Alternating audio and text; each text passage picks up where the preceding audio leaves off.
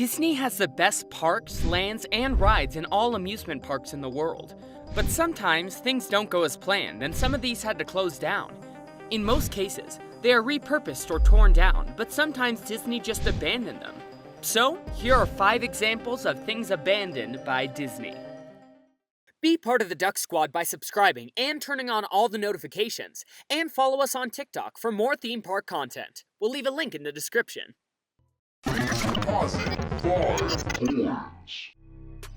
Rainbow Corridor ImageWorks area, Epcot. I travel all over the universe, collecting the stuff dreams are made of. Sounds, colors, ideas, anything that sparks the imagination. The original Journey into Imagination attraction at Epcot was very popular. After disembarking, guests were sent through the post-show ImageWorks area. This hosted a variety of games and hands-on exhibits, such as Magic Palette, Light Rider, and Bubble Music. The most famous of these was the Rainbow Corridor. As you walked through the Rainbow Corridor, the colors would change and the rings would move to create a futuristic sensory experience. The tunnel was very popular, especially in the 1980s after Michael Jackson did a photo shoot inside. In 1992, the Journey into Imagination Pavilion was completely overhauled. The ride was redone, and ImageWorks was moved downstairs and renamed to the What If Labs. The second floor of the Imagination Pavilion was closed to the public, and the Rainbow Tunnel and the rest of the original ImageWorks area was left completely abandoned. In 2011, almost 20 years after the area was permanently closed, the Rainbow Tunnel was actually still fully intact, abandoned as a remnant of what once was. The lights on the signs continued to light up, along with a few lonely red rings. But the area was littered with random chairs, lights, and even a ladder, instead of the families that used to enjoy the area. In 2016, the second floor of the Imagination Pavilion finally reopened, but this time as a DVC lounge. The lounge sits directly beneath the large glass pyramid, and there's a wall that separates it from the rest of the old ImageWorks area. At this time, the tunnel had begun to be dismantled, with only a few pieces remaining, but the sensor signs still remained. Then, in 2017, the tunnel was in its final dismantled stages. It had been stripped and removed, with only a few remnants remaining. Sadly, it's clear that the iconic Rainbow Tunnel is officially gone for good. Discovery Island, Walt Disney World. Discovery Island is a recreation of a tropical rainforest. Actually, it's an island in the middle of Bay Lake, transformed into a beautiful zoological garden.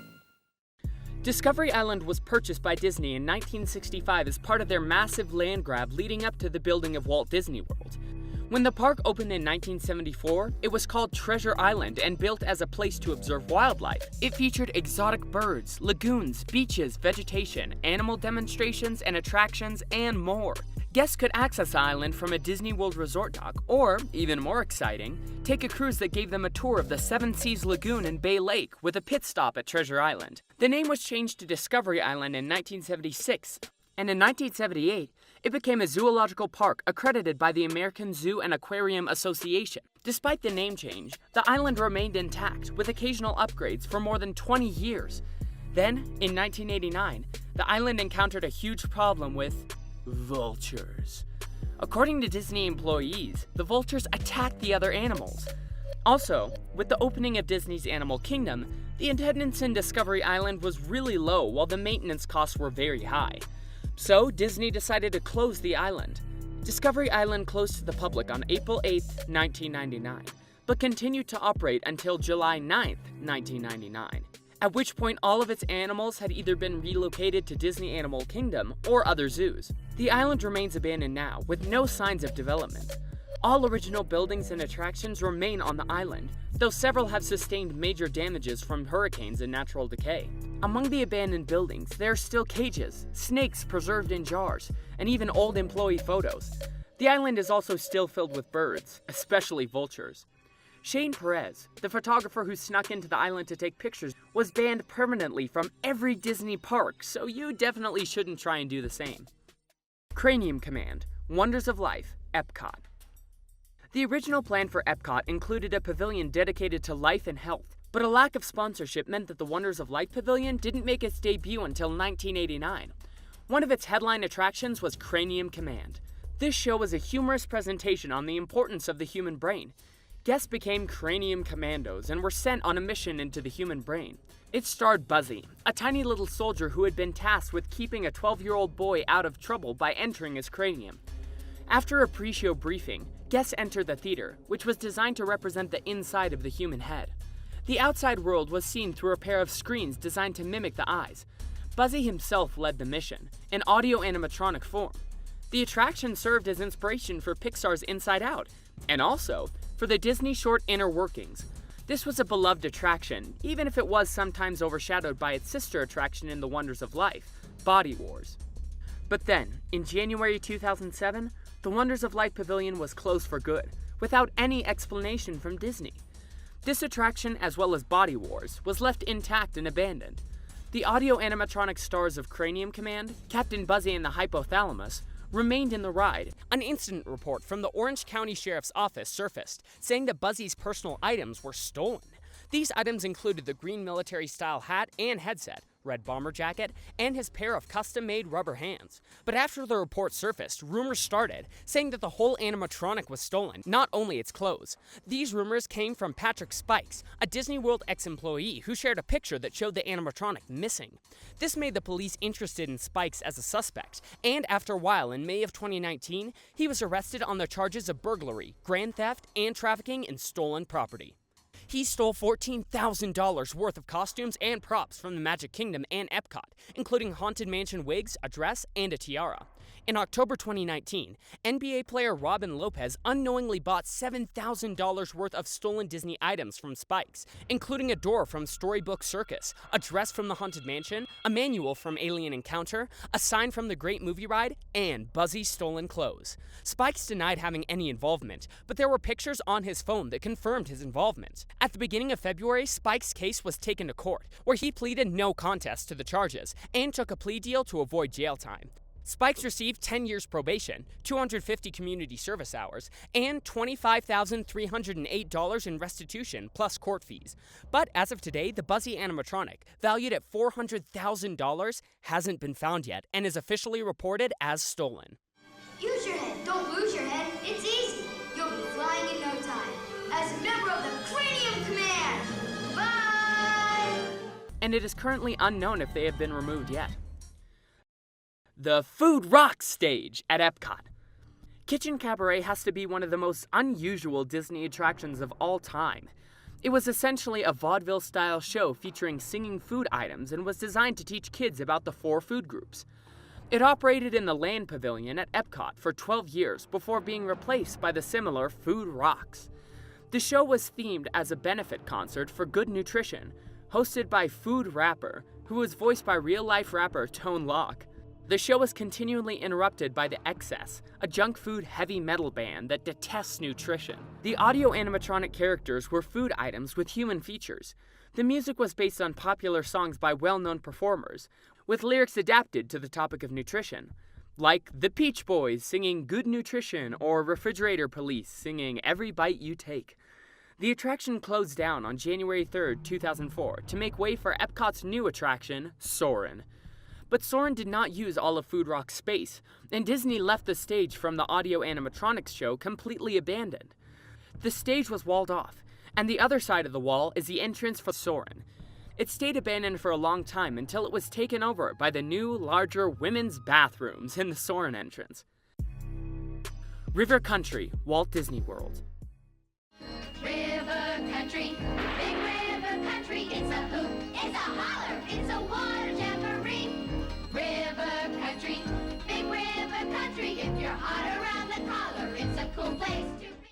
Disney's River Country was the first water park at Walt Disney World. It opened on June 20th, 1976. Positioned on the shore of Bay Lake near Discovery Island, the park featured a rustic wilderness theme, complete with rocks and man-made boulders. It was described as an old-fashioned swimming hole with a twist of Huckleberry Finn. And just as Disneyland had reinvented the amusement park 21 years earlier, River Country reinvented aquatic recreation. The park featured a sandy bottom and unique water filtering system using confluent water from adjacent Bay Lake. which was dammed off, creating a natural-looking artificial lagoon. The park's water was at a higher level than the lake's, which was an effort to prevent the lake water from going into the park. The Disney designers created miniature mountains for the water slides since Florida had no mountains to offer. Bay Cove, the swimming hole, was actually part of Bay Lake and held 330,000 gallons of water. The popularity of River Country convinced Disney executives to build Typhoon Lagoon some years later, to be followed by Blizzard Beach. River Country used to close down seasonally, and at the end of its 2001 season, it closed just as it always did. But when it was time for it to reopen for the 2002 season, the parks didn't. There are many rumors and half-truths about why the park closed down. Some people say that it was because of the death of an 11-year-old boy that contracted a brain-eating amoeba inside the park. But is this true? Yes and no. Did a boy die from a brain-eating amoeba that he caught in River Country? Sadly, yes. But that was back in 1980. And not only did the park not close, but it also stayed open for another 21 years. Why didn't the park close?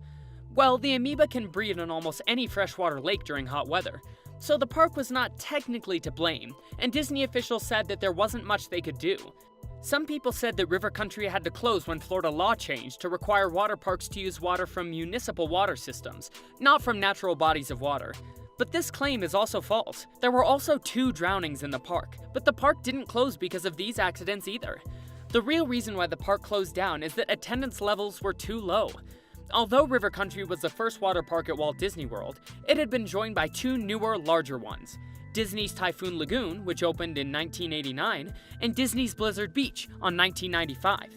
The new parks offered far more slides, relaxing lazy rivers with clever things to see along the way, fully developed themes, and much greater capacity. On top of that, they offered convenient parking and bus transportation, unlike the awkwardly located River Country. Instead of being demolished, River Country has been allowed to deteriorate for many years. The result is a fascinating study of how quickly nature can reclaim a Disney-built attraction. Sections of River Country are visible from boats traveling along Bay Lake. Aerial photos offer an overall view, and some people have even snuck into the park. But that's a pretty dangerous thing to do, and we definitely don't recommend it. The park has been abandoned since 2001, but on March 5, 2018, Disney filed permits for a new mystery development, labeled Project 89, to be built along Bay Lake and over the former River Country site. And on May 31st, 2018, it was confirmed that a new resort hotel is going to be built where River Country currently is. Construction is slated to start in 2019, with the demolition of all the former River Country rides. The new deluxe resort will be nature-themed and called Reflections, a Disney Lakeside Lodge, and it is set to open in 2022. Any other abandoned rides, lands, or parks you could think of? Let us know in the comments. Maybe your comment will be featured in our next video. If you like the channel, check out our online store where we have lots of products with cool designs, like these. Follow the link in the description, and also be sure to check out our Instagram page for a behind-the-scenes look on Fastpass facts. See you next time!